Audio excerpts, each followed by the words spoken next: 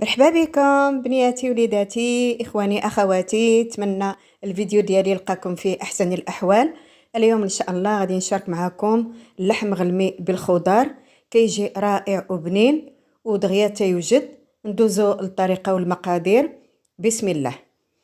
عندي هنا كيلو ديال الغلمي، من جهه يعني اللحم مغلمي. عندي واحد 4 الحبات ديال البصله في الحجم الصغير، وجوج فصوص ديال الثومه، وجوج اوراق ديال الغار. كذلك عندي شويه ديال الملح على حسب الذوق، ومعلقه كبيره ديال القزبور يابس. غادي ناخذ الطنجره ديالي، درت فيها هنايا اطرونس ديال الماء وحطيت عليه اللحم. غادي نديرو بحال غادي نسلقو. فهمتوا بنياتي؟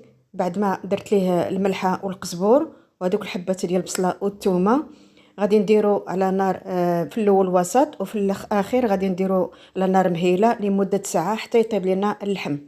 بعد ما طاب اللحم انايا خرجته، وغندير له شويه ديال الزبده وفلفله حمراء باش ندخلو الفران يتحمر، غير يتحمر. هنايا ما صورتش لكم كيفاش درت هاد الخضره، غادي ان شاء الله نديرها معكم.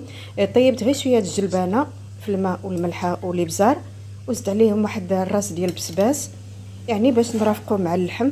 ما يمكنش الانسان ياكل اللحم غير بوحديته، ضروري ما نديروا هذه الطريقه مع هذا الحل بارد.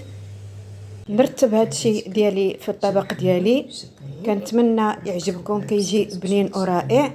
نتمنى يعجبكم الطريقه ديالي، وكنتمنى لكم كل التوفيق، واللحم راه طايب ما شاء الله. نتمنى يعجبكم.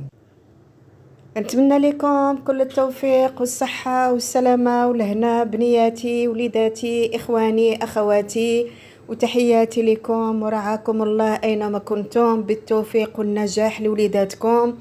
ما تنسونيش بالدعاء. رعاكم الله، في امان الله. سلام عليكم. ما تنسونيش بالدعاء. سلام.